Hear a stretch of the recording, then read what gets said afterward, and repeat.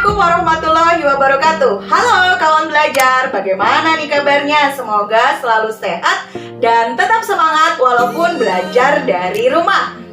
Kawan belajar, pernah nggak sih kalian melihat transmisi daya listrik atau yang sering kita sebut sebagai SUTET, saluran udara tegangan ekstra tinggi?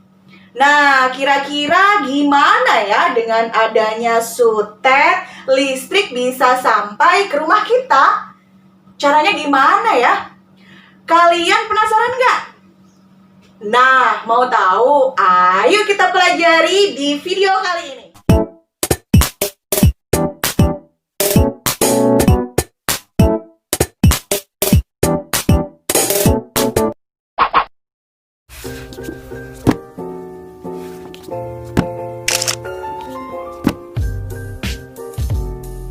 Ketemu lagi dengan Ibu Dwi Mardianti di pembelajaran IPA.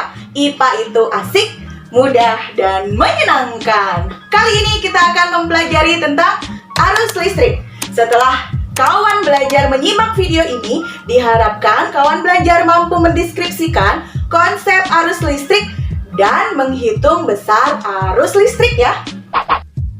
Dan perhatikan ilustrasi berikut ini.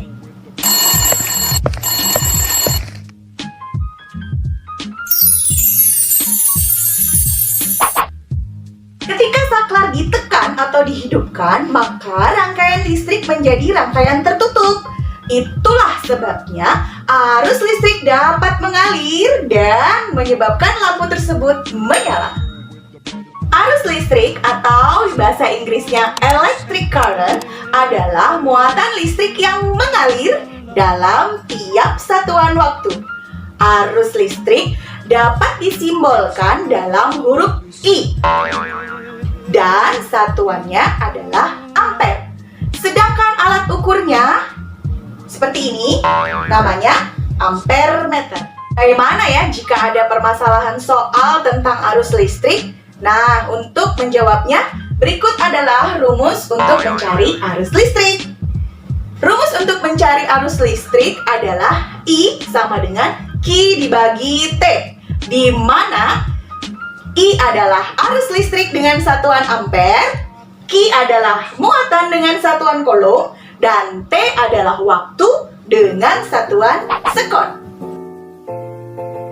Lalu bagaimana jika variabel yang lainnya yang ditanyakan? Kita tidak perlu khawatir karena rumusnya yang perlu diingat cuma satu, I sama dengan Q dibagi T. Jika variabel lain yang ditanyakan, misal yang ditanyakan adalah Q, kalian bisa mengibaratkan I itu adalah 4, Q adalah 8, T adalah 2. Kita semua yakin bahwa 8 dibagi 2 sama dengan 4. Kita analogikan bahwa I adalah 4, Q adalah 8, dan T adalah 2. Jadi, jika yang ditanyakan adalah Q, maka kita mencari angka 8 di sini. 8 sama dengan diapakan kedua angka ini? Maka angka ini akan dikalikan. 4 kali 2. Berarti untuk mencari Q sama dengan I dikali T. Kemudian untuk mencari yang di bawah, untuk variabel T, berarti mencari angka 2. Angka 2 didapat dari 8 dibagi 4. Jadi untuk mencari T sama dengan I dibagi I. Cara yang kedua adalah menggunakan segitiga rumus. Cara ini Ibu rasa lebih mudah. Kalian tinggal mengingat bahwa lambang muatan atau huruf Q harus diletakkan di atas. Sisanya diletakkan di bawah. Lalu bagaimana caranya Bu mengoperasikannya? Lebih mudah ya, jika yang ditanyakan adalah Q, kalian tinggal menutup Q-nya saja. Lalu yang ditanyakan misalnya T, kalian tinggal menutup T-nya saja. Seperti ini. Jika yang ditanyakan Q, maka Q-nya kita tutup seperti ini. Jadi rumusnya Q sama dengan I dikali T. Lalu bagaimana jika T-nya yang ditanyakan, maka T-nya yang akan kita tutup. Seperti ini. Berarti T sama dengan Q dibagi I. Langsung saja kita ke penerapan contoh soal.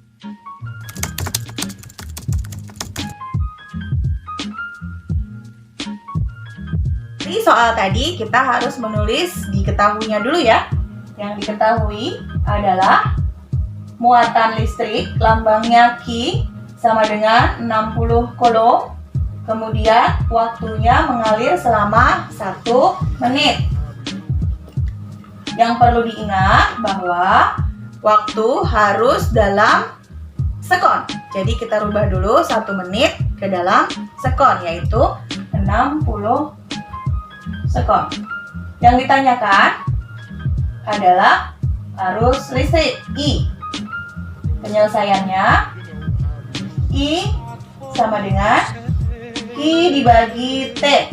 Kita masukkan aja angkanya. 60 dibagi 60 sekon sama dengan 1 ampere.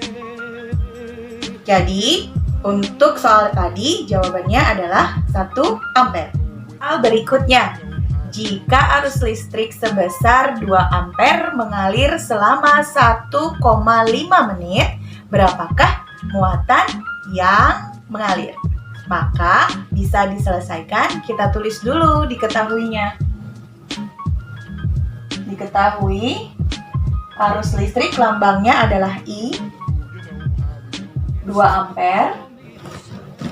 Kemudian waktu lambangnya T 1,5 menit. Jangan lupa kita rubah dulu ke detik atau sekon menjadi 90 sekon. Adapun yang ditanyakan tadi adalah besar muatan yang mengalir. Masih ingat nggak tadi segitiga rumusnya? Kita tulis lagi ya.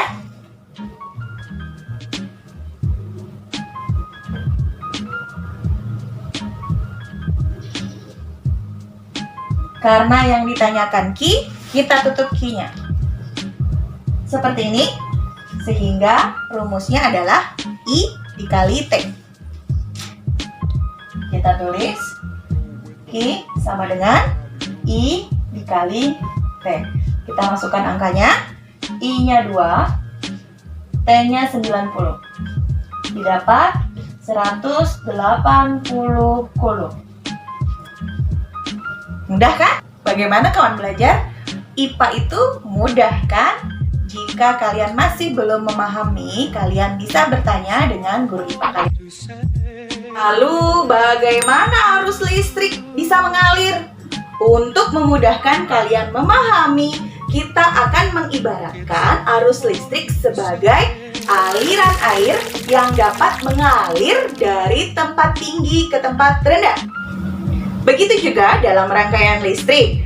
Arus listrik dapat mengalir dari potensial tinggi ke potensial rendah atau dari kutub positif ke kutub negatif. Namun, arah aliran arus listrik ini berlawanan dengan prinsip aliran elektron pada suatu penghantar. Arah elektron mengalir dari potensial rendah ke potensial tinggi. Nah, jika jumlah elektron yang berada pada suatu penghantar itu berbeda, maka akan terbentuk beda potensial. Untuk memahami lebih lanjut apa itu beda potensial, kita akan membahasnya di video pembelajaran berikutnya. Semoga apa yang Ibu jelaskan hari ini bisa dipahami dan bermanfaat bagi kawan belajar semua.